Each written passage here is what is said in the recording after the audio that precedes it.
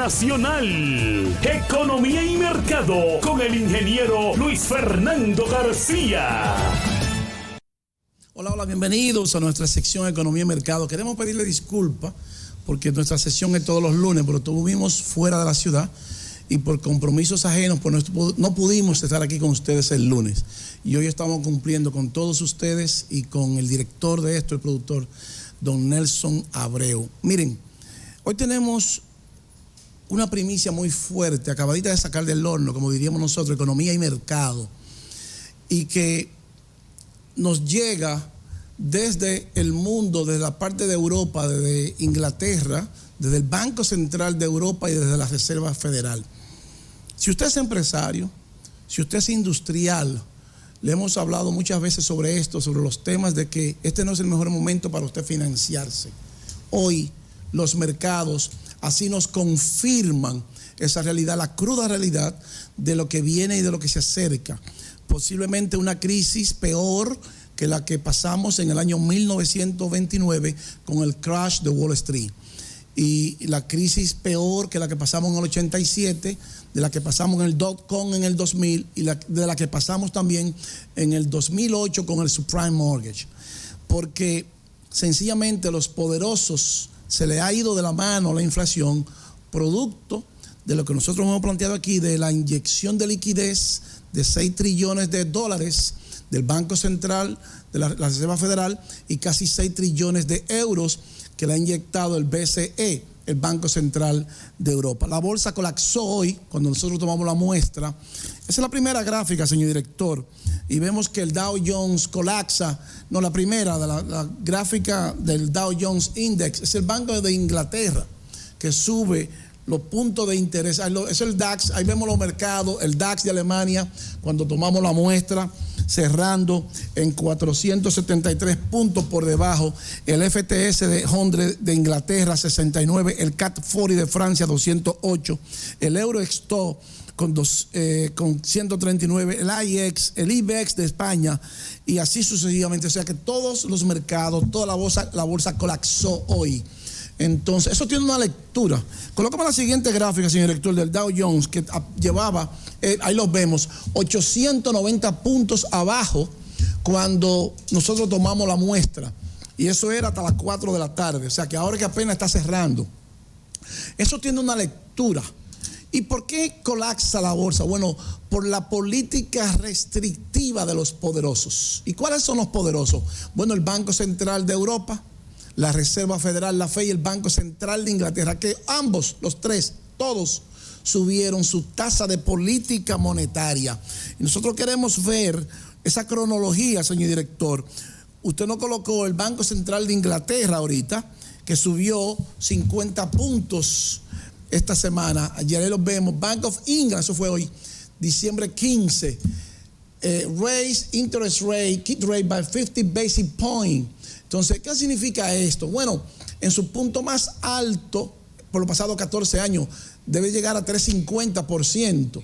Entonces, eso es lo que nos dice a nosotros, es que el dinero en Inglaterra, las libras esterlinas en Inglaterra, ahora va a ser más cara. Y si la libra esterlina es más cara, significa que el ciudadano inglés va a tener menos probabilidad ahora de financiar su vehículo, va a tener menos probabilidad de financiar su casa. El empresario inglés le van a subir el crédito, va a subir los préstamos y le van a subir las deudas. Pero eso es grave porque eso limita el crecimiento de la economía inglesa. Colocamos la siguiente gráfica, señor, para que veamos Christine Lagarde, el Banco Central de Europa, el BCE, ahí lo vemos, el BCE sube los tipos de interés básico. Eso es ahora mismo, acabadita de sacar del horno, la señora Christine Lagarde, la gobernadora del Banco Central de Europa, subiendo los tipos de interés. Pero eso no es lo más peligroso. Lo más peligroso de esto es lo que ella dijo hoy, cuando nosotros estábamos viendo su discurso, de lo que significa para la economía de Europa. Entonces, ahí vemos, subiremos los tipos de interés durante más tiempo y de manera sistemática. O sea que no solamente que subió 50 puntos básicos el euro y que va a fortalecer el euro y que va a encarecer los préstamos, va a encarecer el dinero y que habrá dificultades para financiarse en Europa. Pero nosotros tenemos empresarios que se financian en Europa y que le venden a Europa. Dice aquí Lagarde, desde el Banco Central de Europa, estaremos vigilando la inflación que dice que va a estar en el 2003, larga y prolongada, 6.3%. Pero los tipos de cambio apenas subieron 50 puntos, estamos en 2.50, 3. Entonces, fíjense cómo ella dice que va a continuar la inflación en el 2023. El BCE también rebaja su previsión de crecimiento para el 23 en 0.5%, pero la inflación es 6.3%. O sea que si la inflación es 6.3%, estamos hablando que Europa va a tener 6.3 menos 0.5%. Estamos hablando 5.8 de diferencia entre la inflación y el crecimiento. Cuando una economía, la inflación está por encima del crecimiento, cuando el señor Lagarde nos decía, fíjese, en la medida que yo iba hablando el euro iba subiendo, en la medida que sube el tipo de interés, entonces la economía se está contrayendo. Entonces ellos nos decían en enero que la inflación era temporal y que el target de la inflación eran 2%. Bueno, no es 2%, es 10% ahora mismo. Y se espera que para el 23 la inflación llegue a 6.3%. Si la inflación, excluyendo la energía y alimentos, se mantiene constante, o sea, sin cambio, eso es gravísimo problema para el mundo, grave problema para nuestro país. Y también dice la señora Lagarde que la estabilidad financiera se ha deteriorado desde nuestra última revisión. Entonces, si se ha deteriorado desde nuestra última revisión, tenemos problemas, porque sencillamente ella subió la tasa de política monetaria no hace mucho y hoy tuvo que subirla de nuevo. Entonces, esa subida de tipos va a incrementar el crédito. Le van a subir su tarjeta de crédito, le van a subir sus deudas, le va a subir el financiamiento. Entonces, no importa que ella diga ahora que los bancos de la eurozona tienen un nivel adecuado de capital. Bueno, pero usted se contradice, porque usted dice que el crecimiento es menor, 0.5, y que la inflación es 6.3, pero en enero la inflación era 7, usted decía que eso era temporal y que íbamos a tener un 2% de target, que eso es lo que quiere el Banco Central de Europa, lo mismo que la Reserva Federal. Entonces, esta noticia que nos llega ahora mismo desde el mundo, desde el Banco Central de Europa, tiene dos lecturas. La primera, que se acerca a una recesión descomunal y brutal. Entonces, cuando usted sube los tipos de cambio para usted frenar la inflación, y dice ella que es la única herramienta que ellas tienen por el momento para frenar esa inflación, dice Lagarde, subiremos los tipos de cambio durante más tiempo y de manera significativa. ¿Qué significa eso? Durante más tiempo, o sea, ella lo subió 50 puntos hoy y se reúne de nuevo en febrero. Entonces, bueno, en febrero tendremos 50 puntos más y después 50 puntos más cuando se vuelva a reunir. Entonces, ella nos está diciendo y nos deja la puerta abierta de que 2 veces más, y lo vemos, el Banco Central de Europa subirá al menos 2 veces más los tipos de interés y podría superar el 3.5%. Eso es brutal para la economía de Europa, de 30 países de la zona europea. Pero el euro tiene un peso de movimiento del dólar de 57.6%. Entonces, esa subida del tipo de cambio en Europa va a subir el Euribor, pero también va a subir los tipos de cambio. La Reserva Federal, que lo subió 50 puntos, también se va a incrementar en dólar. Ahora, lo que tenemos que ver es qué tan rápido llega ella a la política monetaria de la Reserva Federal, porque mientras ella va a subir a 3.5, posiblemente hasta el final del 23, ya la Reserva Federal está en 4.5, pero la inflación, ella dice 6.3 y el crecimiento 0.5. Pero hoy tenemos una inflación de alrededor del 10% en muchos países, incluyendo Alemania. Entonces, nuestros empresarios, nuestros industriales, lo hemos dicho, este no es el mejor momento para usted endeudarse, porque va a subir todo. El valor del dinero se incrementa a partir de ahora. La bolsa colapsa y un incremento en el valor del dinero, con el dinero saliendo de la bolsa de valores, significa que nuestros empresarios, nuestros industriales van a perder entre un 20 a un 25, 30% de sus ventas. Entonces, si usted pierde un 25% de sus ventas, definitivamente lo que siempre le hemos dicho, vendrán despidos masivos de empleados. Ya las compañías tecnológicas han despedido más de 200,000 empleados. Solamente Meta, Facebook despidió el 13% de su fuerza laboral. 11,000 empleados se llevó de un fuetazo. Entonces, nuestro gobierno, que el próximo año comenzaremos y estaremos en campaña con un mundo en recesión, con una reducción del Producto Interno Bruto, con un aumento de la deuda externa, con un aumento del dinero, con un aumento del crédito a los empresarios y a los industriales, el futuro que nos espera en los próximos 8 meses no es nada halagüeño.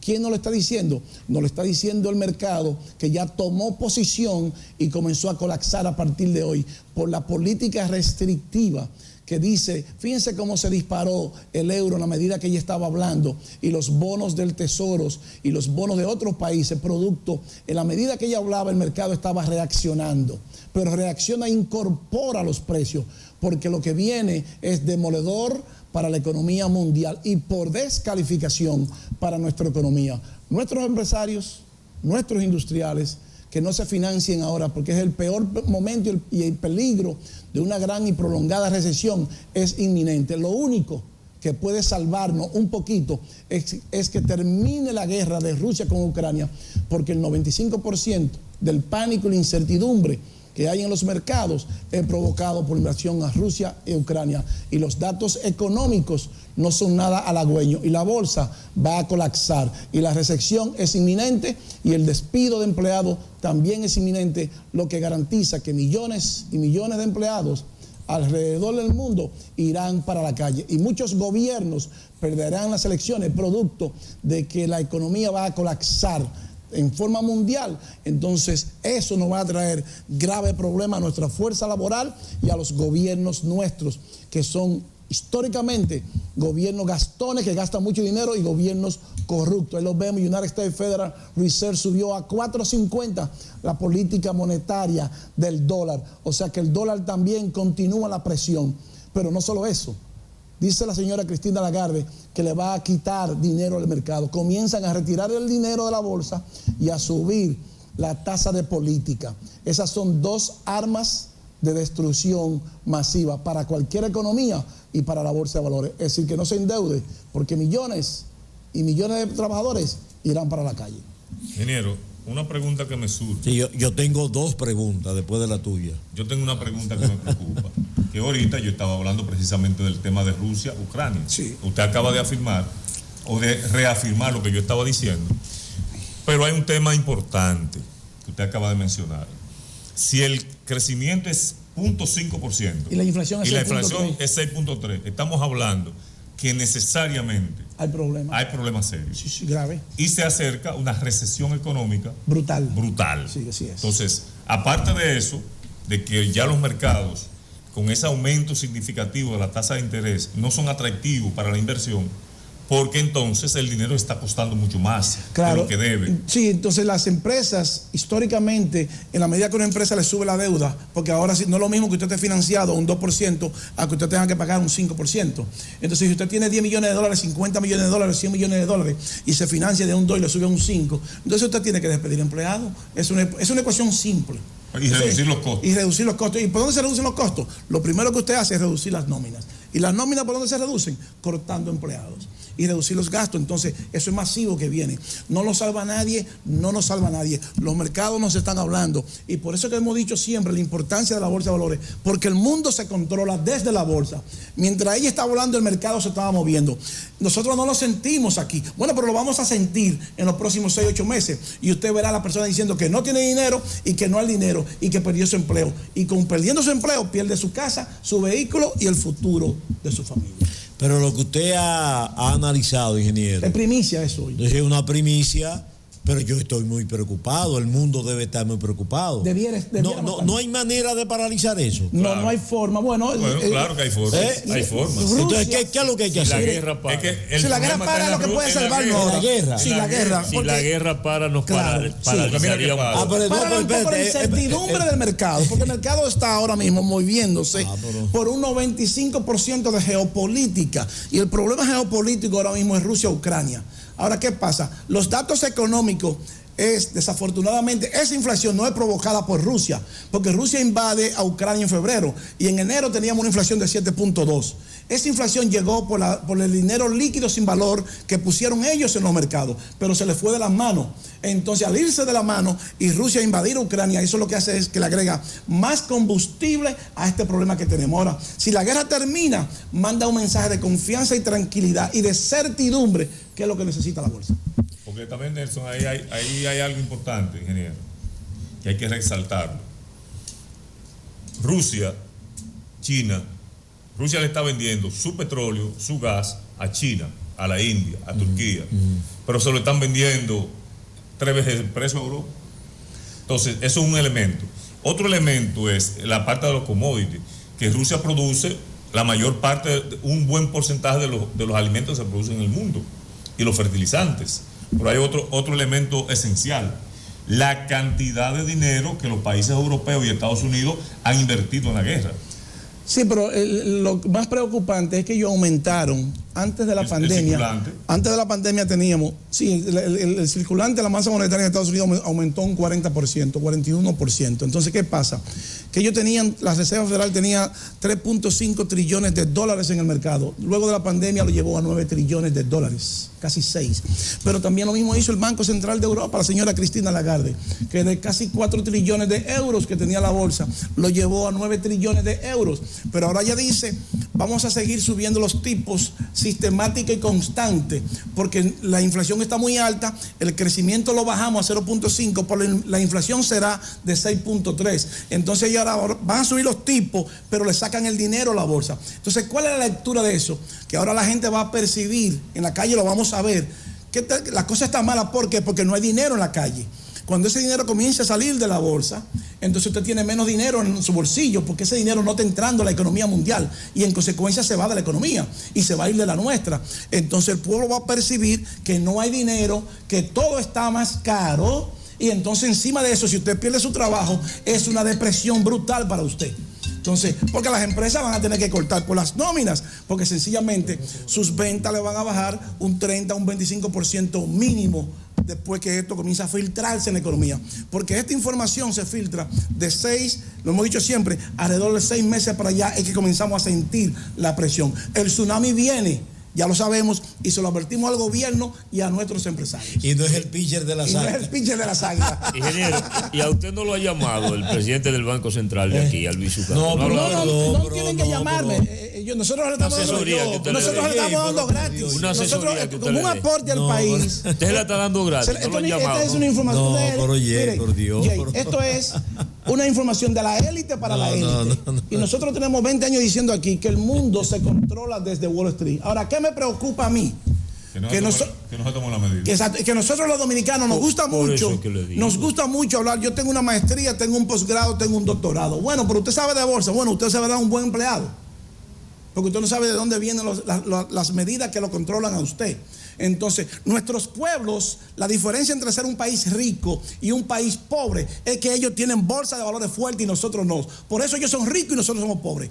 Por eso Suiza gana per cápita $90,000 y nosotros $8,000. ¿Por qué? Porque ellos tienen un mercado fuerte y nosotros no. Y mientras nosotros sigamos pensando en fulanito de tal, en un Bugatti, en Toquilla, y en Hoguín, qué sé yo, estamos jodidos. Honguito guau. Sí, honguito guau, porque no tenemos la visión de cómo se controla el mundo hoy, hasta el día de hoy, con la tecnología que se controla desde los mercados, y ellos deciden hasta lo que no comemos, y peor aún, deciden el futuro suyo en su empleo, porque ahora usted lo van a votar producto de esa medida que ellos toman.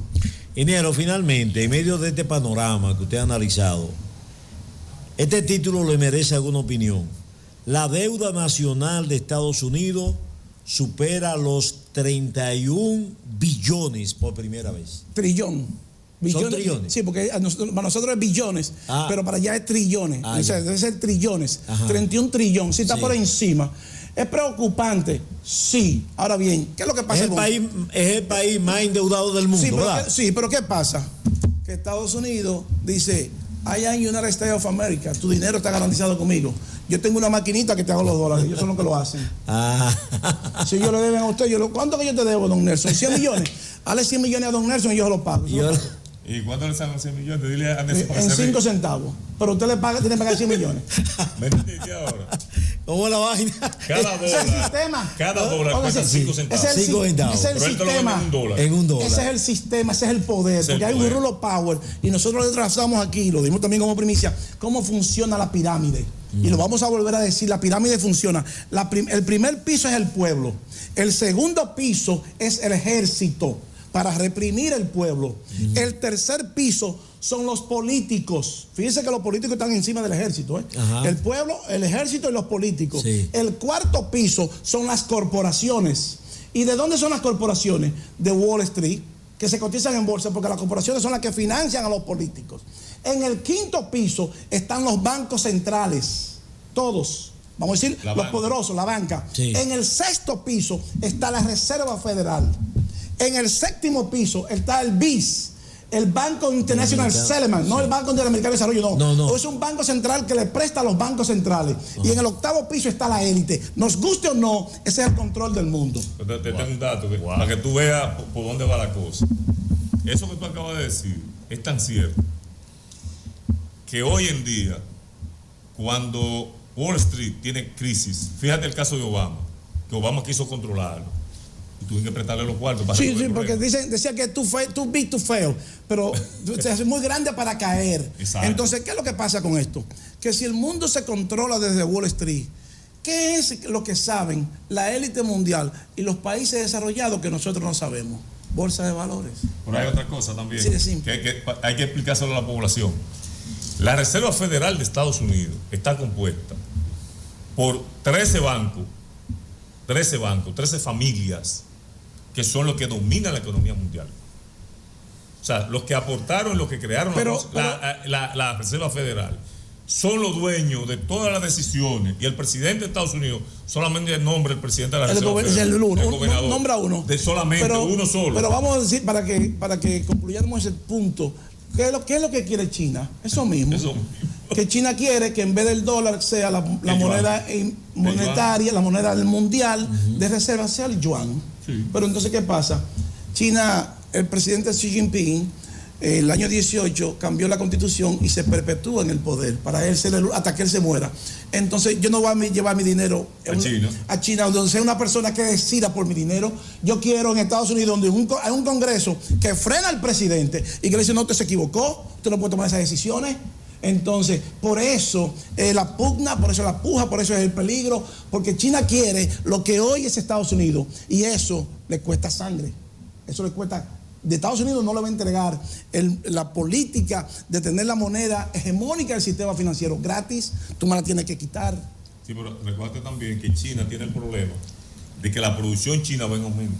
Sí, no, Y que China ya es muchos una realidad. países- China es una realidad. Es una realidad. China Y va- muchos países se han ido, a través de los BRICS, Sí, se han sí. ido aglutinando. ¿Tú sabes para qué? China es una realidad. Para poder controlar el poder económico de Estados Unidos. China es Porque una disputa. China es una realidad. Una disputa geopolítica. Un y asunto de económica. poder, un asunto de poder. China es una realidad. Será la economía más grande en el 2030. Fíjese que dije, será la economía En el más grande 2030. en el 2030. Sí, está ahí. Está aquí. La Más grande que Estados Unidos. Sí, más Sí. grande. Pero no más rica. Son dos cosas diferentes. Claro. O sea, más grande en número. Va a superar a Estados Unidos en el PIB.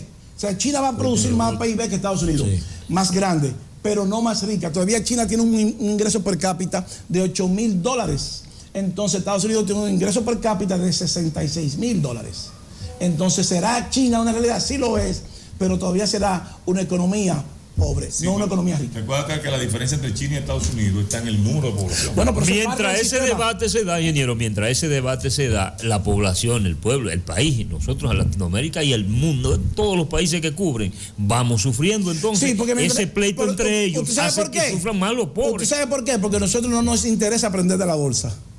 Entonces, mientras eso Son se da, intereses económicos. lo que nosotros debiéramos aprender cómo se negocia en la bolsa, para nosotros comprar acciones de Apple Computer, de Amazon, de Netflix, saber comprar cómo se entran los derivados y nosotros no depender nada más de un trabajo. Usted se puede sentar en su computadora y hacer transacciones directas desde Wall Street o desde Europa cuando usted quiera. Ahora, yo le pregunto a usted, Jay, ¿cuántos dominicanos se preocupan por aprender de bolsa de valores? ¿Cuántos hay? Muy Muy poco. Entonces, mientras esa sea la realidad, nuestro país nunca se va a desarrollar y nunca tendremos un ingreso per cápita más de $10,000 por año. Nunca lo vamos a tener. ¿Por qué? Porque no nos interesa crear las condiciones del mecanismo que crea la riqueza. Y las riquezas se crean en la bolsa de valores. Cuando el gobierno necesita $2,000 millones prestados, ¿dónde lo va a buscar? A la bolsa de valores. Entonces, si el gobierno tiene que buscar dinero prestado a la bolsa de valores y las empresas se tienen que financiar en la bolsa de valores, entonces ¿por qué nosotros no vamos ya? ¿Usted sabe cuánto se acabó de ganar Elon Musk hoy en la bolsa de valores? Que vendió casi 4 billones de dólares. Vendió sus acciones. Elon Musk, él no vive de Tesla ni vive de Twitter, él vive de las acciones en la bolsa. Entonces nuestro pueblo durmiendo. El don Nelson dijo los otros días con Cristiano Ronaldo que le pagaron $500 millones. Entonces, le pagan $500 millones a Ronaldo, y lo encontramos mucho, y encontramos mucho también que le paguen mucho dinero a un pelotero. Bueno, pero entonces, ¿cuánto se ganó Elon Musk, que acaba de vender? Aquí lo tengo. Dice aquí, Elon Musk $3.6 billones vendiendo acciones de Tesla. Se la voy a mandar ahora a Jonás para que Jonás la ponga ahora mismo. Vendiendo acciones. Vendiendo acciones en la bolsa. Vendiendo acciones en la bolsa. Sentado en su casa, vendiendo acciones. ¿Cuántos chelitos fue que ganó? Jonás. Unos chelitos. Vamos a mandársela a Jonás para que el pueblo la vea, para que el pueblo sepa. Qué abuso. Pero, Jonás, ahí te la mandé para que la ponga. ¿Cuánto es el patrimonio de él? No, todos los cuartos del mundo. Él dio $40,000 millones. Yo no he cenado, yo sé contar hasta ahí. Mire, ahí se la mandé a Jonás. Míralo ahí. Musk cash out another 3.6 billion in Tesla stock. Él vendió todos esos 40 millones, casi 40 billones porque dio por Twitter, y vendió 3.6, se ganó $3.6 billones. O sea, 3.600 millones vendiendo acciones de Tesla. Entonces, ¿de qué vive Elon Musk? ¿De hacer carro o de vender acciones en la bolsa? De vender acciones. Hacer carro es el instrumento que lo lleva a él a la bolsa. Exacto. Es solamente un instrumento. Entonces, ¿por qué nuestros empresarios no van a la bolsa? Aquí hay muy pocas empresas que están cotizando. Ninguna, no tenemos una sola todavía. Dime tú. Y Wall Street tiene... O sea, no hay una empresa de República que vende Dominicana. acciones, no, todavía no lo tenemos. Que tengan acciones en Pero ¿y qué ha pasado entonces? Bueno, la ignorancia. Falta de información. Falta de información. Falta de ellos no valoran, no. Porque yo no no entiendo. sé, No le han prestado atención. No sé cuál es el temor. No entiende. Entonces, le estamos diciendo por años que lo importante no es su empresa. Y tenemos evidencia de empresas que... ¿Por qué Brahma, vamos a hacer valga la publicidad, la cuña? ¿Por qué Brahma compró la presidenta y no la presidenta Brahma? Porque Brahma viene de la bolsa. ¿Por qué la Scotiabank compró el Progreso y no otro banco? Porque la Scotiabank es de la bolsa. Entonces, el señor Elon Musk no vive del Tesla, ni vive de Twitter. Esos son los instrumentos que le dan dinero a él para él vender acciones en la bolsa. Y hoy se puso en los bolsillos $3.600 millones en un día. Y nosotros asombrados porque le pagaron a un pelotero 10 años, $500 millones, 250 millones. Wow. Ingeniero, interesante. No, usted vino a hoy... vino duro. Primicia, vinimos. No, pero vino duro. Yo lo anuncié. Claro que había primicia.